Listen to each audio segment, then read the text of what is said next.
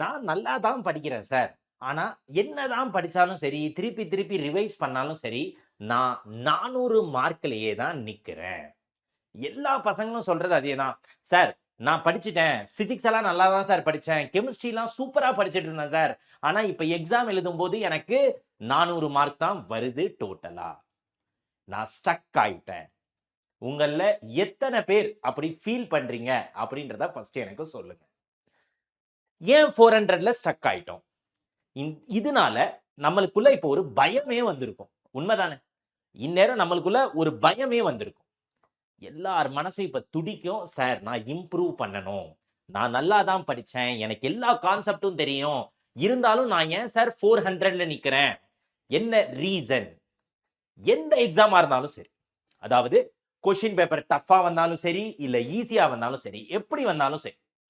நம்ம 650க்கு மேல எடுத்துட்டோம் அப்படின்னா அதுதான் சேஃப் ஸ்கோர். ஆனா 400ல இருக்கும். 650 எங்க இருக்கு? அப்போ இத நம்ம எப்படி ஃபுல்ஃபில் பண்ணலாம்?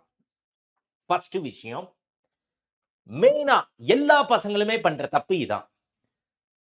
பயாலஜி, பிசிக்ஸ், கெமிஸ்ட்ரி நம்ம என்ன பண்றோம்? தேவையில்லாம இந்த கடைசி நாட்கள்ல நம்மளோட ஃபோக்கஸ ஃபுல்லா எதுல போடுறோம்? பிசிக்ஸ்ல போட்டுக்கிட்டு இருக்கோம். அது வந்து நம்ம பண்ற பெரிய தப்பு. ஆக்சுவலா பிசிக்ஸ் வந்து நம்ம நினைக்கிற அளவு பெருசா ஃபோக்கஸ் பண்ணக்கூடாது. பிசிக்ஸ் ஃபோக்கஸ கம்மி பண்ணிட்டு, நம்ம எதுல ஃபோக்கஸ நம்ம அதிகப்படுத்தணும்? பயாலஜில ஃபோக்கஸ அதிகப்படுத்தணும். சொல்றது புரியுதா? ஏன்னா, பயாலஜி தான் நம்மளுக்கு 50% மார்க்கே. நீ பயாலஜில 360க்கு 360 அடிச்சிட்ட அப்படின்னா, அடிச்சான்டா அப்பாயின்ட்மென்ட் ஆர்டர் அப்படின்ற மாரி சீட்டு நம்மளுக்கு தான். ஆனா பண்ண முடியல. நெறைய பசங்க சார் பயாலஜிலயே எனக்கு 360 வராது சார் அப்படின்னு ஃபீல் பண்ண ஆரம்பிச்சுட்டாங்க. உங்களையுமே நெறைய பேர் ஃபீல் பண்ணுவீங்க. என்ன காரணம் அப்படின்னா, இன்னமும் உட்கார்ந்து நம்ம தியரி கிளாஸே கவனிச்சுக்கிட்டு இருக்கோம். இப்போ நான் வந்து மோல் கான்செப்ட், அட்டாமிக் மாஸ் நடத்தினா, இப்பயுமே எல்லாரும் உட்கார்ந்து atomic mass, mass of one atom அப்படின்னு நம்ம உட்கார்ந்து என்ன பண்றோம்? தியரி கிளாஸ கவனிச்சுக்கிட்டு இருக்கோம். இதுக்கு மேல தியரி கிளாஸ் நீங்க கவனிச்சுக்கிட்டு இருந்தீங்க அப்படின்னா, கண்டிப்பா நம்ம டேஞ்சர் ஜோன்ல இருக்கோம்னு அர்த்தம். அத ஃபர்ஸ்ட் மைண்ட்ல நல்லா புரிஞ்சுக்கங்க. போதும். தியரி படிச்சது எல்லாமே போதும். கொஸ்டின் சால்வ் பண்ண ஸ்டார்ட் பண்ணணும். அப்போ எப்படி கொஸ்டின் சால்வ் பண்ணணும்னா, mark test. Daily 2 mark test. அடுத்து இருக்க 15 நாள்ல நம்ம என்ன பண்ணலாம்? 30 மார்க் டெஸ்ட் எழுதிடலாம். அது மட்டும் இல்லாம மார்க் டெஸ்ட் எழுதுறோம்ல, அப்போ படிக்காமயே எழுதலாமா சார்? நீங்க தியரிய படிக்க வேணான்றீங்க. நான் எப்படி சார் மார்க் டெஸ்ட் எழுதுறது? என்ன பண்ணணும் பயாலஜிய பொறுத்த வரைக்கும்? ஆல்ரெடி நம்ம படிச்சது தான் இத்தனை வருஷம். ஹைலைட்டட் கன்டென்ட்ஸ் என்சிஆர்டில ஹைலைட் பண்ணி வச்சிருப்போம். அந்த ஹைலைட்டட் கன்டென்ட்ஸ் மட்டும் படிச்சா போதும். ஹைலைட்டட் கன்டென்ட்ஸ் வேணுமா? அதையும் கமெண்ட் செக்ஷன்ல சொல்லுங்க. பயாலஜி ஃபேக்கல்டிஸ் என்ன பண்ணுவாங்க? அத கண்டிப்பா குடுப்பாங்க. Diagram based question, graph based question இதெல்லாம் ஆல்ரெடி நம்ம சேனல்லயே போயிருக்கு. இன்னும் நிறைய பசங்களுக்கு ஒரு தெரியாத விஷயம் சொல்றேன். உங்கள எத்தனை பேருக்கு நம்ம மார்க் டெஸ்ட் லைவ் ஆயிடுச்சு நம்மளோட ஆப்ல மார்க் டெஸ்ட் லைவுக்கு வந்துருச்சு. கிட்டத்தட்ட 15 மார்க் டெஸ்ட். அடுத்த 15 நாளும் உனக்கு மார்க் டெஸ்ட் இருக்கு. நீ தனியா எங்கேயும் போய் மார்க் டெஸ்ட காசு கொடுத்து வாங்க வேணாம். உனக்கு ஃப்ரீயா கிடைக்குது மார்க் டெஸ்ட்.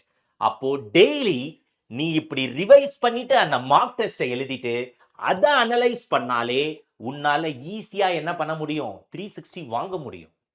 ஏன்னா மார்க் டெஸ்ட் வந்து சும்மா ரேண்டம் கொஸ்டின்ஸ் கேட்கல. நம்ம ஃபேக்கல்டிஸ் என்ன பண்ணிருக்காங்க? டாப் கொஸ்டின்ஸ 15 மார்க் டெஸ்ட்ல பிரிச்சு கொடுத்திருக்காங்க. 15மே ஃபுல் சிலபஸ் டெஸ்ட். 15மே ஃபுல் சிலபஸ் மார்க் டெஸ்ட். யோசிச்சு பாரு. 15 ஒர்த்தான ஃபுல் சிலபஸ் மார்க் டெஸ்ட் உனக்கு ஃப்ரீயா கிடைக்குது. இது இன்னுமே நம்ம பசங்க நிறைய பேருக்கு தெரியாம இருக்கு.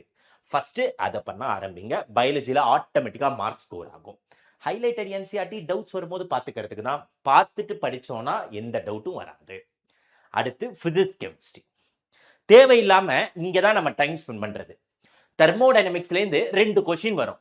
அந்த 8 மார்க்குக்கு உட்காந்து 8 நாள் படிச்சுட்டு இங்க பயாலஜில கோட்டை விட்டுறது. அந்த தப்ப பண்ணாதீங்க. பிசிக்ஸ் கெமிஸ்ட்ரி ரெண்டும் சேர்ந்து 250 பிளஸ் வந்தாலே நம்மளுக்கு போதும். அதுக்கு என்ன சிம்பிளா பண்ணணும் அப்படின்னா, ரொம்ப அப்படியே மலையெல்லாம் தூக்குற விஷயம்லாம் கிடையாது. ரொம்ப சிம்பிளா பிசிக்ஸ், கெமிஸ்ட்ரி ரெண்டுமே பிசிக்கல் கெமிஸ்ட்ரி எடுத்துக்கிட்டாலும் சரி, பிசிக்ஸ் எடுத்துக்கிட்டாலும் சரி, ஃபார்முலாவை படிச்சுட்டு இம்பார்ட்டன்ட் கான்செப்ட். பிசிக்ஸ் நம்ம அபி சாரும் இம்பார்ட்டன்ட் கான்செப்ட்ஸ் கொடுத்திருக்காரு. நானும் இம்பார்ட்டன்ட் கான்செப்ட்ஸ் வீடியோலாம் போட்டிருக்கேன். அந்த லிங்க் எல்லாம் கீழே கொடுக்குறேன், போய் பாருங்க. அந்த இம்பார்ட்டன்ட் கான்செப்ட் பேஸ் பண்ணி இருக்க 6 வருஷ பிவைக்யூ 6 வருஷ பிவைக்கும் போது நீட்டும் பண்ணணும், ஜேஇ மெயின்ஸும் பண்ணணும். அப்படி பண்ணாலே ஆட்டோமேட்டிக்கா உனக்கு எல்லா கான்செப்டும் தெரிஞ்சிடும், எல்லா மாடல் கொஸ்டினும் தெரிஞ்சிடும். கண்டிப்பா உன்னால என்ன பண்ண முடியும்? 250 பிளஸ் ஸ்கோர் பண்ண முடியும். பயாலஜில மட்டும் உனக்கு மார்க் டெஸ்ட் இல்ல, ஃபுல் சிலபஸ் மார்க் டெஸ்ட். 720க்கு ஃபுல் மார்க்குக்கு பிசிக்ஸ், கெமிஸ்ட்ரி, பயாலஜி சேர்ந்த ஒரு கம்ப்ளீட் மார்க் டெஸ்டே லைவ்ல போயிட்டு இருக்கு. ஸோ நான் சொன்ன மாதிரி படிச்சுட்டு மார்க் டெஸ்ட் எழுதிட்டு எரர் அனலைசிஸ் பண்ணுங்க. நாங்களுமே உங்க மார்க் டெஸ்ட் பேப்பரை பார்த்துட்டு தான் இருக்கோம். ஸோ நாங்களுமே என்ன பண்ணுவோம், ஏதாவது ஆக்சுவலா ரொம்ப இங்க பையன் ஸ்ட்ரகிள் ஆகுறான்னு தெரிஞ்சா கண்டிப்பா சப்போர்ட் பண்ணுவோம். சொல்றது புரிஞ்சுதா? ஸோ அடுத்த நம்ம கையில இருக்கிற 15 நாள் கிட்டத்தட்ட இருக்கு. அதுல என்ன பண்ணணும்? இதை மட்டும் ஃபாலோ பண்ணுங்க. கண்டிப்பா உங்க ஸ்கோரை 400ல இருந்து 650க்கு எடுத்துட்டு போலாம். சொன்னது புரிஞ்சுதா? ஃபாலோ பண்ணுவீங்களா? ஃபாலோ பண்ண ஆரம்பிங்க. இதுக்கு மேல கவலைப்படக்கூடாது. என்னடா 400ல ஸ்டக் ஆயிட்டேன் அப்படின்ற கவலையே இருக்கக்கூடாது. Okay right. படிக்க ஆரம்பி, அடிக்கிறோம், நொறுக்கிறோம்.